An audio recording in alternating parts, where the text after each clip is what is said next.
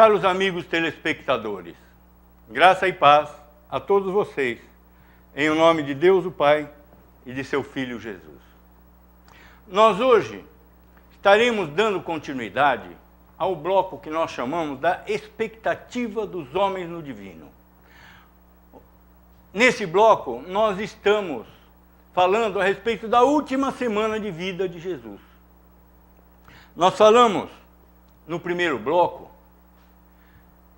que os judeus esperavam do Messias a retomada do reino físico de Davi.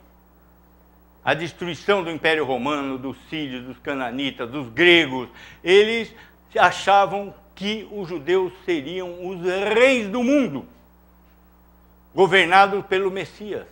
Mesmo os apóstolos, os irmãos de Jesus, a família de Jesus, todos eles pensavam da mesma forma. E nós vimos, nesse primeiro bloco, que nessa última semana Jesus foi para Jerusalém. E de passagem ele passou em Betânia. Betânia é uma aldeia perto de Jerusalém, onde moravam Lázaro e suas duas irmãs, Marta e Maria. Lázaro é aquele que foi ressurreto por Jesus. Marta e Maria, as suas duas irmãs. Lázaro deu uma ceia para Jesus, e nessa ceia, Maria, irmã de Lázaro, ungiu Jesus com um bálsamo precioso, enxugando os seus pés com seus cabelos, lavando os seus pés com suas lágrimas. Onde nós vemos que essa Maria que ungiu Jesus não era Maria Madalena e não era uma prostituta.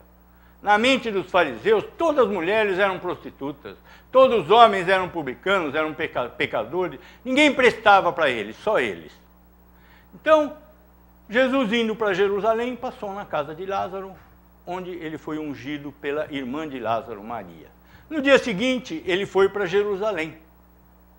E ele foi recebido pelo povo de Jerusalém com palmas de coqueiro, de palmeiras, cantando: Hosana ao que vem em nome de Deus, Hosana ao filho de Davi, Hosana ao rei de Israel. Só que eles, judeus, não haviam atinado com a mensagem do reino de Deus, que era um reino espiritual, que era um reino reservado à vida futura, à vida do porvir, à vida após a morte. Essas são as promessas de Jesus. Eles esperavam um Messias guerreiro, dominador.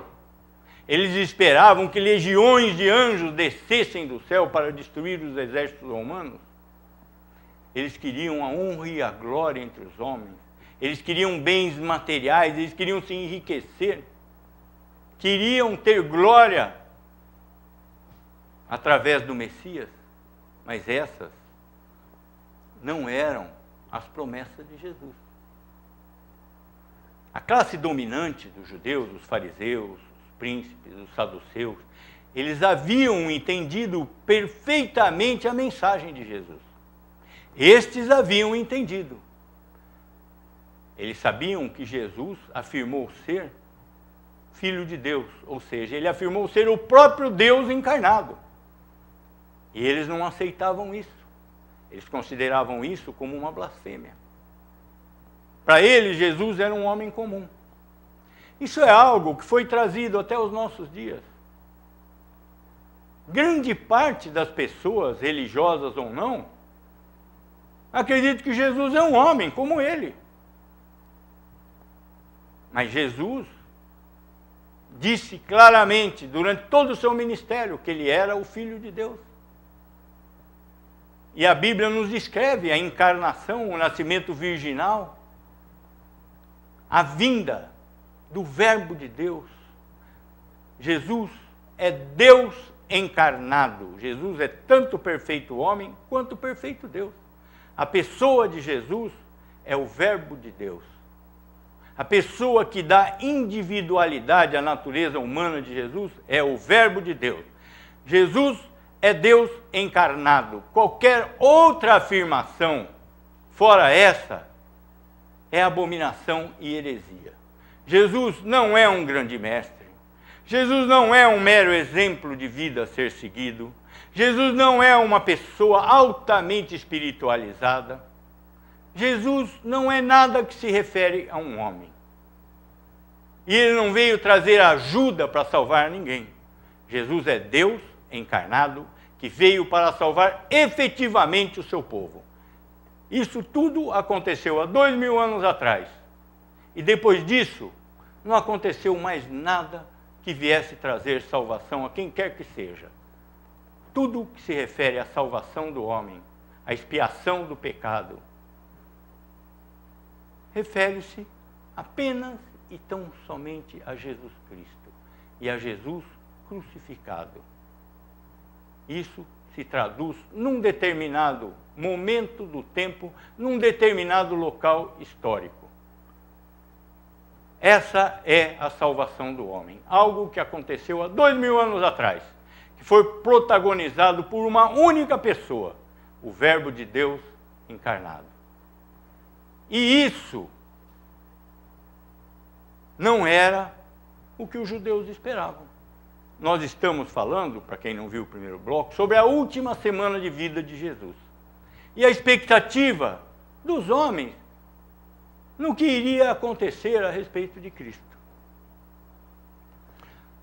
Então nós vimos também que os fariseus haviam interpretado muito mal as profecias no Velho Testamento com relação à vinda de Jesus.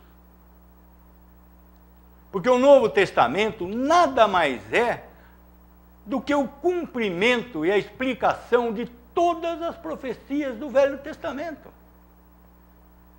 A promessa da vinda de Cristo, ela começa no livro do Gênesis e vai permeando durante todo o Velho Testamento. Então, os fariseus conheciam detalhadamente todos os livros da lei. Mas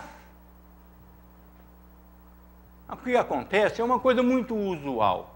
O que está escrito na Bíblia é clara. O que os homens interpretam é de acordo com o seu sentimento, com o seu ego, com a sua vaidade. Os fariseus se julgavam, os doutores da lei, eles se julgavam a luz do mundo. Quando Jesus disse aos apóstolos, vós sois a luz do mundo, os fariseus foram as raias da loucura. Quando no Sermão do Monte, Jesus estendeu a salvação ao povo em geral, os fariseus enlouqueceram. Eles achavam que só eles tinham direito à salvação. O que eles consideravam o povo? Eles dizem no Evangelho, esta plebe que nada sabe de Deus é maldita.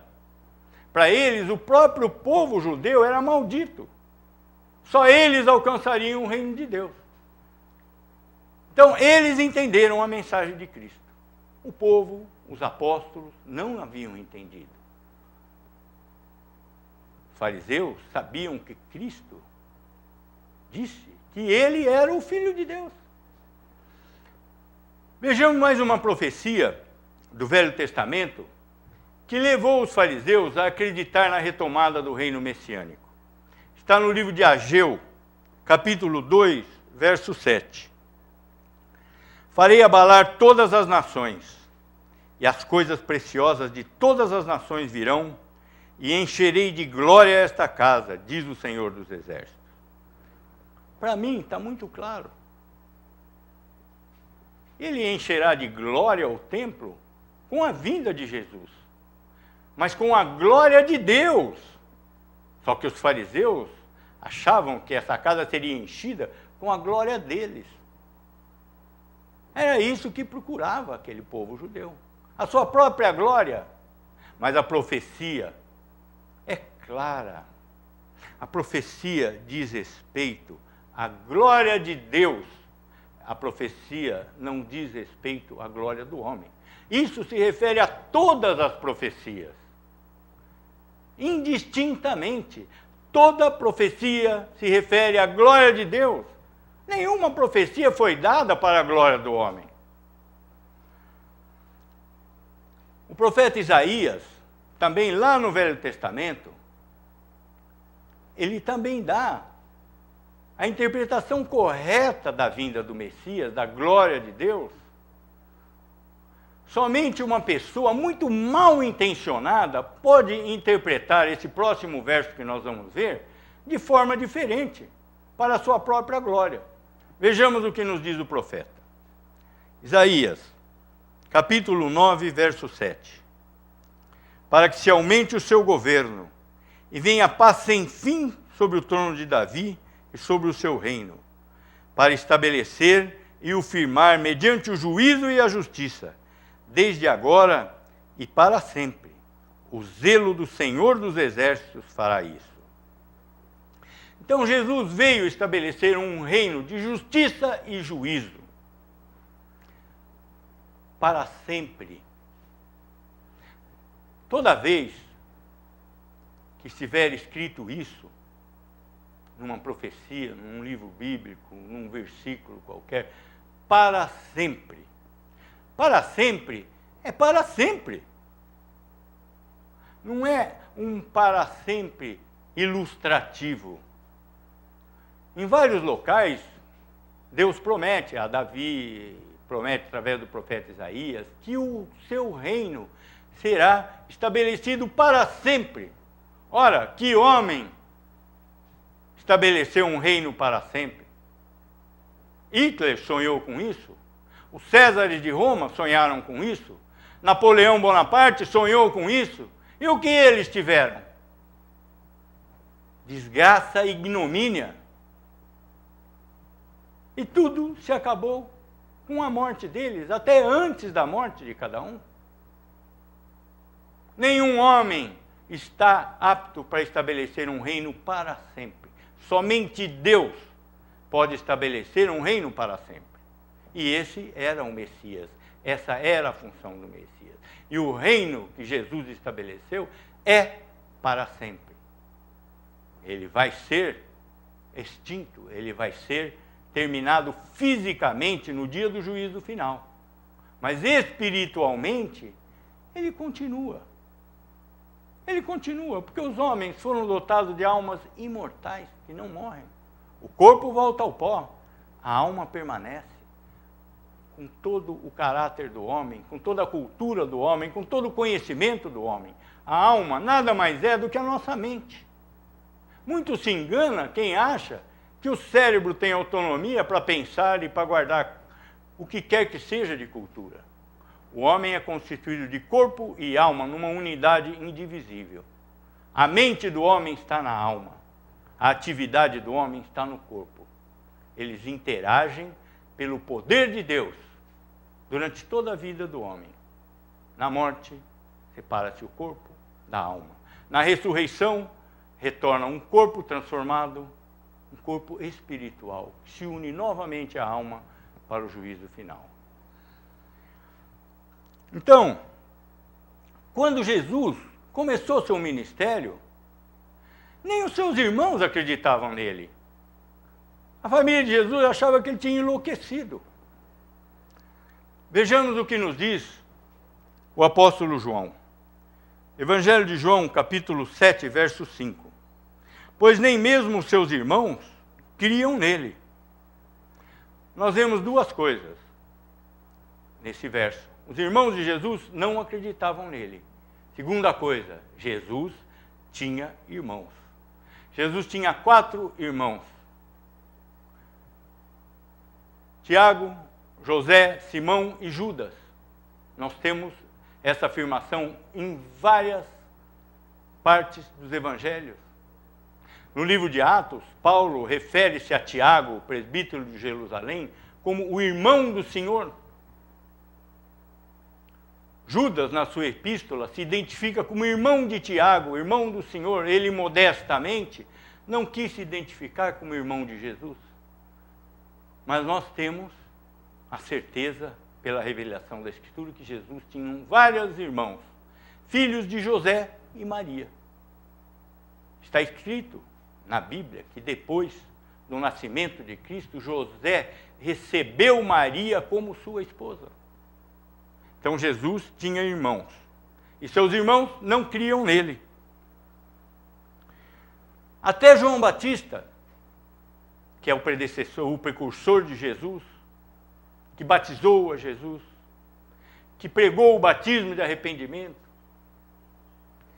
João Batista, que é o maior dos profetas de todo o Velho Testamento,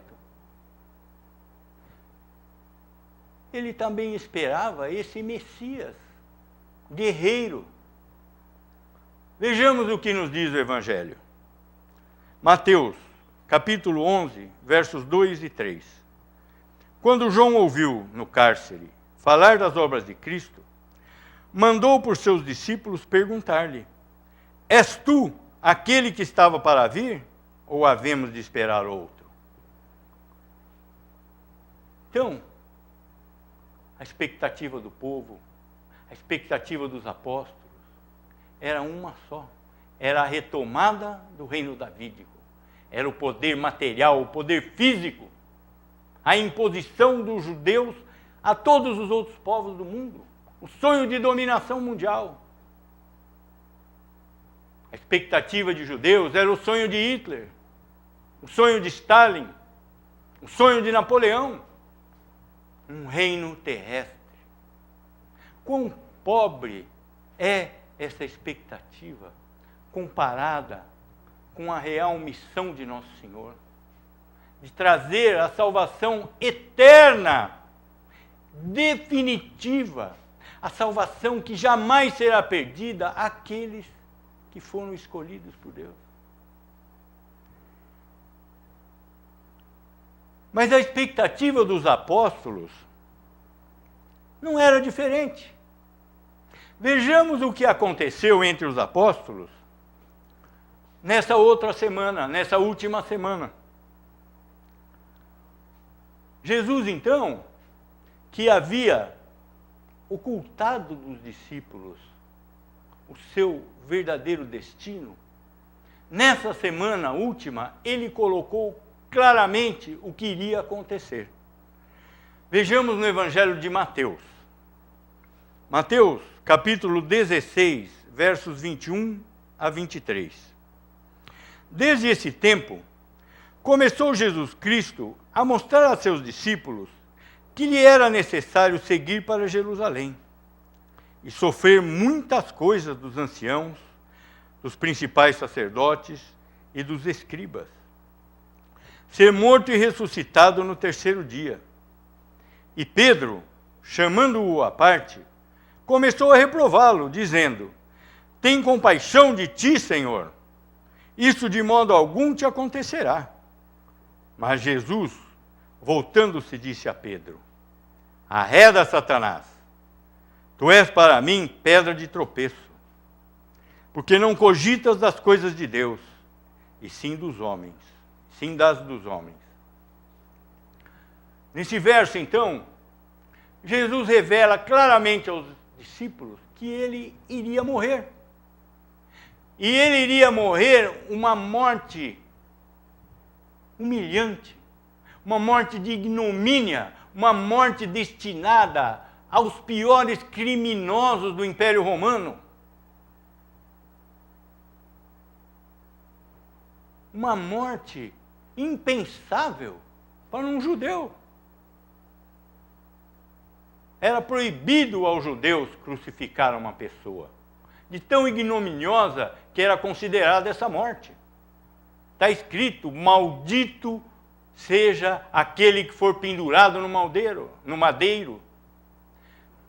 Jesus era um homem sem pecado. Não apenas sem pecado, como era impecável. Não existia a possibilidade de pecado em Jesus. Não basta ser impecável. Não basta ser sem pecado. Não basta ser inocente. Adão não tinha pecado. Adão era inocente. Mas caiu. Caiu. Os anjos não tinham pecado. Os anjos eram inocentes e caíram. Então não basta ser sem pecado. Por que a salvação só poderia ser feita pelo próprio Deus? Por Deus encarnado? Porque a natureza humana do Verbo de Deus e a natureza divina não se misturam, mas se comunicam. E Jesus, quando nasceu, ele recebeu o Espírito Santo sem medida. Sem medida. Coisa que não aconteceu nem acontecerá jamais com nenhum outro homem. Além do mais, Jesus nasceu de uma virgem. Ele não tinha a descendência de Adão. E mais ainda, Jesus nasceu pelo decreto eterno de Deus. Nesse decreto, o Verbo de Deus, que já era o Filho desde a eternidade, foi decretado que ele nascesse sem pecado. Foi decretado que ele fosse impecável. Então, todas essas coisas envolvem a pessoa de Jesus Cristo. Ele era impecável, ele era Deus, ele era divino, ele era humano, ele era tudo que era necessário a um mediador. Homem como nós, osso dos nossos ossos, carne de nossa carne, da mesma substância da Virgem Maria. E ao mesmo tempo Deus, Deus eterno, infinito, onisciente, todo-poderoso. Tudo isso, todas essas declarações envolvem uma única pessoa, a pessoa de Jesus.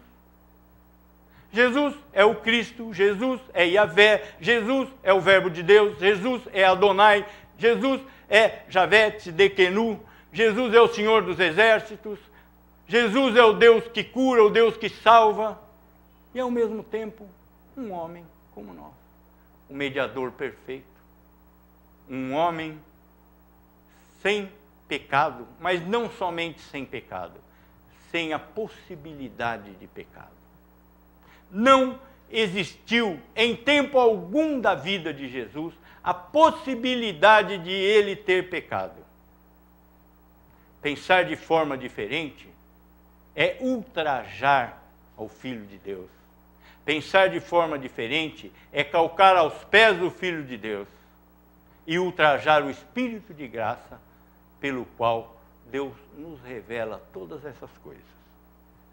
Vejamos agora o que pensavam os apóstolos.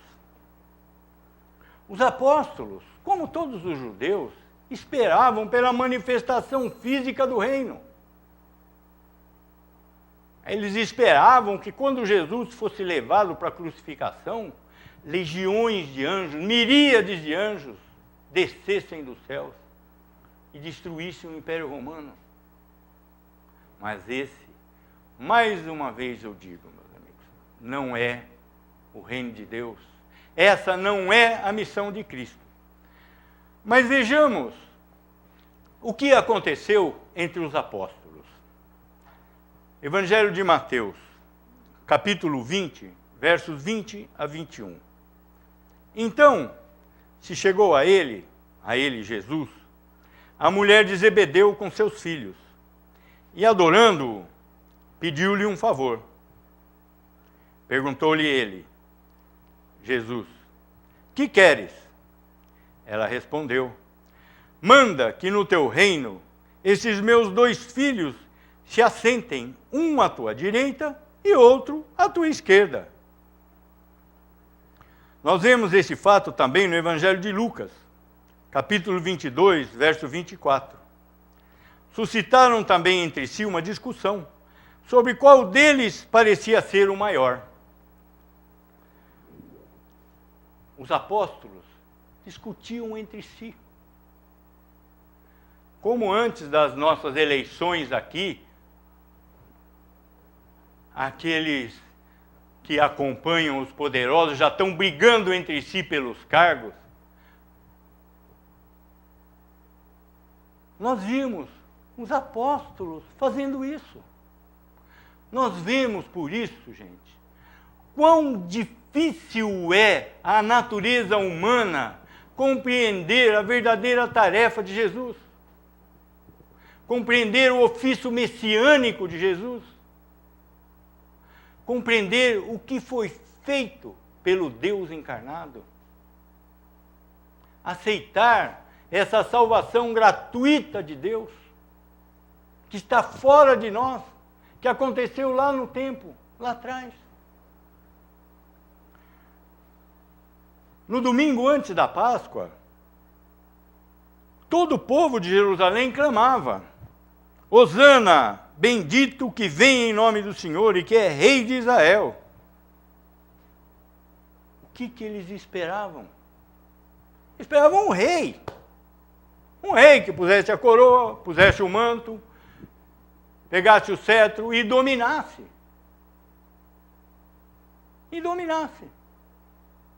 Um rei, como a rainha da Inglaterra, como tantos reis por aí, mas com poder, com poderes inimagináveis, com poderes capazes de levar esse povo ao domínio de todos os outros povos. Essa era a esperança de todo esse povo na vinda do Messias. Como ainda nós vemos hoje em muitas igrejas, a teologia da prosperidade. Se você acreditar em Jesus, você vai ficar rico. Você vai ganhar dinheiro. Você não fica rico porque não tem fé. Se você acreditar em Jesus, você vai ser curado de todas as suas doenças. Se você acreditar em Jesus, você vai conseguir conquistar o amor que você quer, você vai se ver livre de todas as mazelas desse mundo. Isso, de uma certa forma, é justamente esse sonho do reino físico trazido para o nosso presente. Para o nosso presente. Qual cristão está esperando nas promessas de Cristo para a vida futura? Muito poucos. Muito poucos. Nós vamos terminar esse assunto ainda no próximo bloco. Por enquanto, oremos. Pai nosso que estás no céu, santificado seja o teu nome. Venha o teu reino. Seja feita a tua vontade, assim na terra como no céu. Pão nosso de cada dia nos dá hoje. Perdoa-nos as nossas dívidas, assim como temos perdoado aos nossos devedores. Não nos deixes cair em tentação, mas livra-nos do mal, pois teu é o reino, o poder e a glória para sempre. Amém.